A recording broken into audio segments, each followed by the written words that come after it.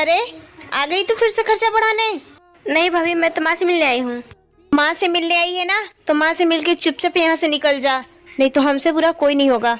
और बता माँ, तू कैसी है? अरे बेटा, तू आ गई? हाँ। बाबू को भी लेके आई है, कुछ दिन रहेगी ना? नहीं माँ, घर पे बहुत जरूरत है। तेरा तबीयत कैसा है? मैं तेरे लिए पैसे लेकर आई हूँ। अच्छा, तबीयत खराब के बहाने बुलाकर बेटी को पैसे दिए जा रहे हैं? अरे बहुए, चुप कर बुढ़िया। तुझे ज्यादा दिक्कत हो तू चल मेरे घर। नहीं बेटा, तेरे जैसी मेरी बहू भी है जो मेरा बहुत देखभाल करती है, उसे छोड़ के मैं कैसे जा सकती हूँ? तेरे साथ मैं नहीं जा सकती, वैसे भी बेटियों के घर माँ नहीं जाती। मुझे माफ कर दीजिए। आखिर में माँ बेटियों घर क्यों नहीं जाती? कमेंट्स बॉक्स में बताएं। वीडियो अच्छी लगे तो लाइक करें। भाभी जी देवर जी। आज मेरे कॉलेज से कुछ फ्रेंड आ रहे हैं आपको देखने के लिए। अच्छा, हाँ भाभी, और कुछ अच्छा सा खाना बना देना उनके लिए। क्या बनाऊं देवर जी? जो आप बना दीजिए वही खिला दूंगा। पर देवर जी बनाऊं क्या, आप बता दोगे? एक काम करिए भाभी, आप काजू पनीर बना दीजिए। काजू पनीर? पर देवर जी, मुझे काजू पनीर बनाने नहीं आता। अरे भाभी सिंपल है, आप यूट्यूब पे सर्च कर लीजिए और कुछ मैं बता दूंगा। अच्छा देवर जी। और हाँ भाभी, मेरे दोस्तों को पापड़ बहुत पसंद है, तो थोड़ा तल देना। ठीक है देवर जी। और वैसे आज भाभी आप बहुत खूबसूरत लग रही हो। थैंक यू देवर जी। अच्छा ठीक है, मैं जाता हूँ मार्केट से सामान लेके आता हूँ। ठीक है देवर जी। देवर जी, जी भाभी। वो काजू भी लेके आइएगा। ठीक है भाभी। ठीक है देवर जी। आपकी शादी कौन से ईयर्स में हुई, कमेंट करके जरूर बताइए। देवरानी जी। जी दीदी, मैं आपको ये बताने आई थी, इस घर में बड़ी गरीब जेठानी भी रहती है। वो हमारी ही जेठानी है, तो गरीब कैसे हुई दीदी? उसके पति कुछ नहीं करते, शराबी है। माँ जी भी नहीं मानती, पीछे वाला कमरा दे दिए, उसी में रहती है। तो ये सब मुझे क्यों बता रही हैं? वो इसलिए कि आप नई नवेली दुल्हन है, बहुत सारे गहने पहनी हैं, कहीं आपके गहने मांग न ले, संभाल के रखिएगा, ठीक है?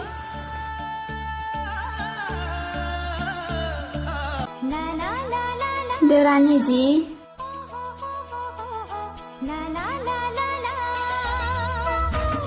शर्माइए मत देवरानी जी, बस इस गरीब का छोटा सा तोहफा स्वीकार कर लीजिए। तोहफा? बड़ी जेठानी होने के नाते मैं आपके लिए पायल लाई हूँ, मना मत करिएगा देवरानी जी।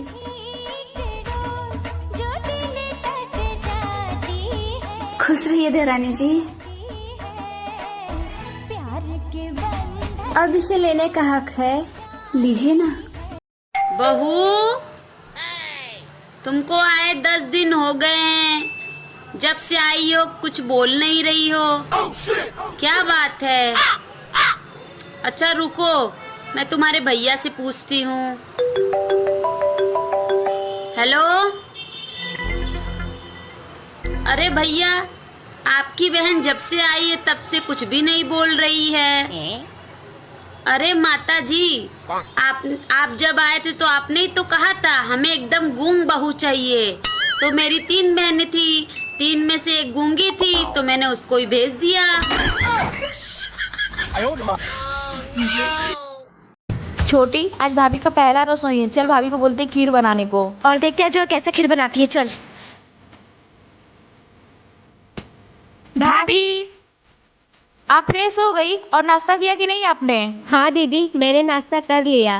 भाभी, आज आपका पहला रसोई है ना, तो मीठे में खीर बना दीजिए ना। ठीक है दीदी, मैं आप लोग के लिए खीर बना कर लाती हूँ, तब तक आप लोग यहाँ पर बैठिए।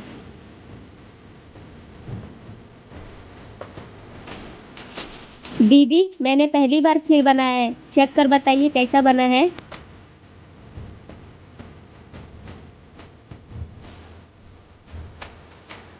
अरे वाह भाभी, खीर तो बहुत टेस्टी बना है। अच्छा भाभी, हम लोग मार्केट जा रहे हैं, आपके लिए कुछ लेकर आना है क्या? नहीं दीदी, मुझे कुछ नहीं चाहिए, आप लोग जाके आइए। बहू। जी माँ जी।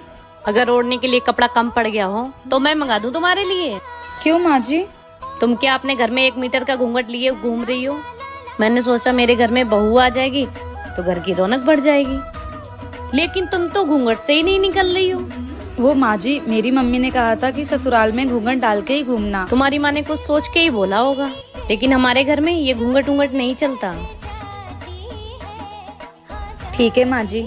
अब मैं चांद जैसी बहू लेके आई हूँ, तो मैं पूरे घर में चमकता हुआ देखना चाहती हूँ। माँ जी, मैंने सोचा था मेरी सास बहुत खड़ूस होगी, पर आप तो मेरी माँ से भी प्यारी हो। जेठानी जी। हाँ देवरानी जी। जेठानी जी, वो मैं आपसे ये पूछने आई थी कि इनके फोन में बार बार किसी का कॉल आ रहा है, किसी का मैसेज आ रहा है, तो क्या आप मुझे पढ़कर बता देंगे इसमें क्या लिखा है? आपके देवर जी नहाने गए हैं। पर क्यों देवरानी जी, तुम्हें मैसेज पढ़ना नहीं आता है? नहीं जेठानी जी, मुझे अंग्रेजी पढ़ना नहीं आता है। कोई बात नहीं, मैं तुम्हें पढ़कर सुना देती हूँ। ठीक है जेठानी जी। अरे देवर जी तो देवरानी जी को धोखा दे रहे हैं। अगर ये बात देवरानी जी को पता चली तो उन्हें बहुत बुरा लगेगा। क्या हुआ जेठानी जी, बताइए ना क्या लिखा है इसमें। कुछ नहीं देवरानी जी, वो देवर जी के ऑफिस से कुछ इम्पोर्टेंट मैसेज था, बस और कुछ नहीं। अच्छा जेठानी जी, मुझे थोड़ा सा काम है, मैं जाती हूँ।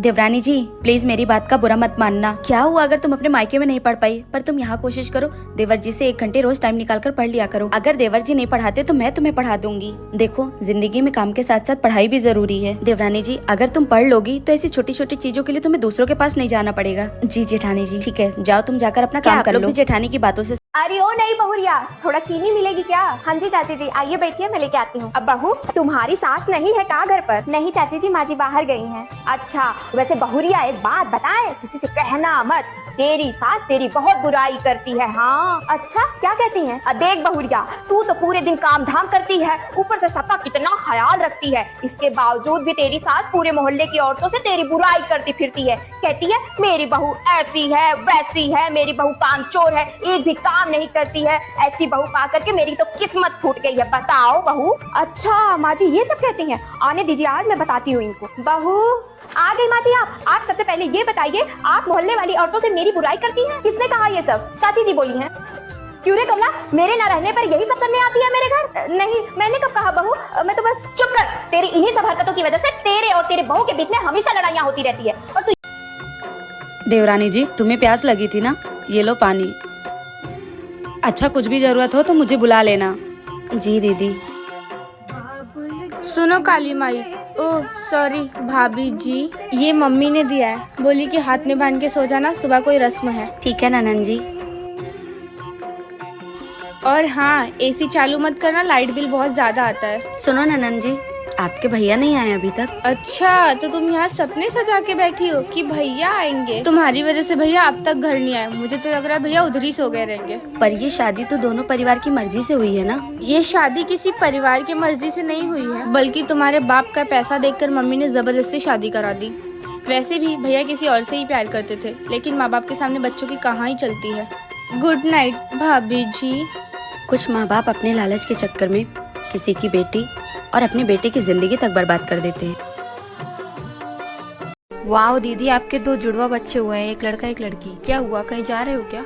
हाँ, बेटी को अनाथ आश्रम छोड़ने परेशान करके रख दिया इसने मुझे। क्यों दीदी, लड़की तो लक्ष्मी का रूप होती है और आप उसे ऐसे फेंकने कैसे जा सकती हैं? अच्छा लो तुम ही रख लो इसे। अब क्या हुआ? हाँ मुझे दे दो। अरे दीदी आप आओ ना अंदर। अरे नहीं मैं रुकूंगी नहीं, मैं जा रही हूँ। और सुनाओ।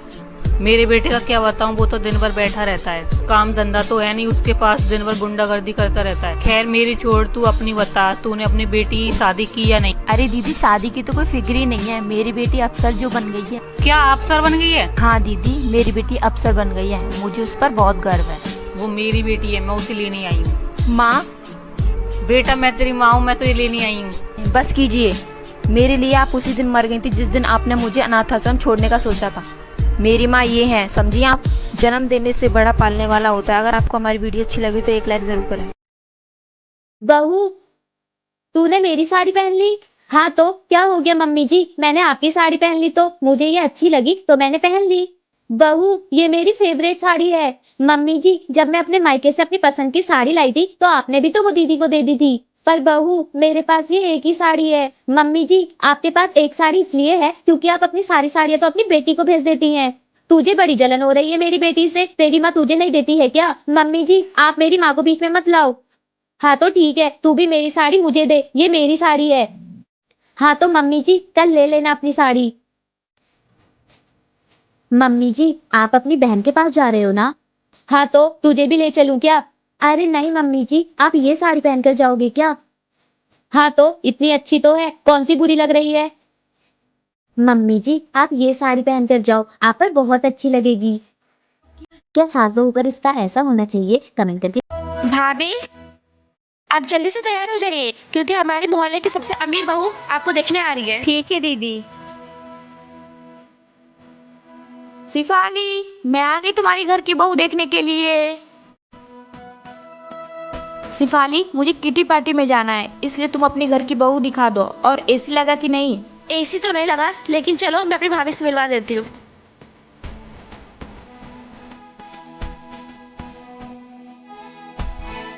वैसे खास तो नहीं, ठीक ही ठाक लग रही है। 1 मिनट, ये लो, टोटल 5 करोड़ का हार है, तुम्हारी मुंह दिखाई। भाभी जी, आप अपनी अमीरी का घमंड ना अपने घर पे दिखाइएगा। ये लीजिए, मुझे इतनी महंगे गिफ्ट नहीं चाहिए।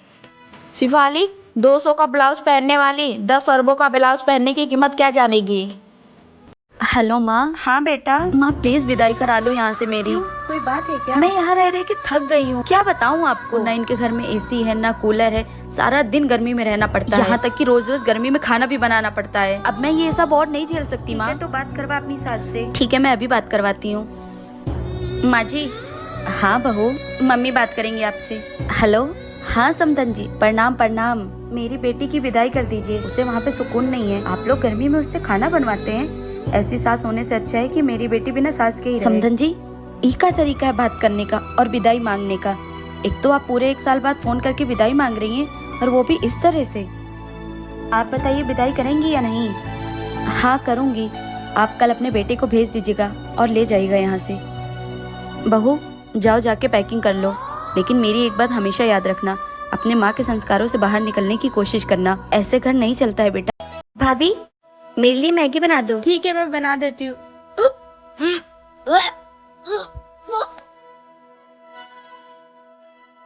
मम्मी, भाभी को उल्टी हो रही है। उल्टी हो रही है? मैंने टीवी में देखा है, जब किसी औरत को उल्टी होती है तो उसका मतलब वो प्रेग्नेंट होती है। रे भगवान, आजकल बच्चे टीवी से पता नहीं क्या क्या सीखते हैं। ऐसे नहीं बोलते पागल, जा यहाँ से। मैं देखती हूँ क्या हुआ है बहू को। क्या हुआ बहुरिया? जी माँ जी। तो उल्टी काहे हो रही है? पता नहीं माँ जी, मुझे भी समझ नहीं आ रहा है। कुछ गड़बड़ खा लिया था क्या बहुरिया? कहीं ये फूड पॉइजनिंग ना हो गई हो? हाँ माँ जी, मुझे भी ऐसा लग रहा है, शायद ऐसा हो सकता है। थोड़ा ध्यान दिया कर, अभी ये तेरे लिए नया नया घर है ना। मेरे को तो लग रहा है घर में छोटा बाबू आने वाला है। अरे चुप कर तू। हाँ क्या माँ जी, ननद जी सही कह रही है क्या? नहीं नहीं बहुरिया, ऐसा नहीं होता है। अभी तो 10-15 दिन तेरी शादी को हुए हैं। हाँ वही तो, ऐसे कैसे हो सकता है भला? तो आराम कर। जी माँ जी। चल बाहर। भाभी, आप जल्दी से तैयार हो जाइए क्योंकि हमारे मोहल्ले की सबसे अमीर बहू आपको देखने आ रही है। ठीक है दीदी। शिफाली, मैं आ गई तुम्हारी घर की बहू देखने के लिए। शिफाली, मुझे किटी पार्टी में जाना है, इसलिए तुम अपनी घर की बहू दिखा दो। और एसी लगा कि नहीं? एसी तो नहीं लगा, लेकिन चलो मैं अपनी भाभी से मिलवा देती हूँ।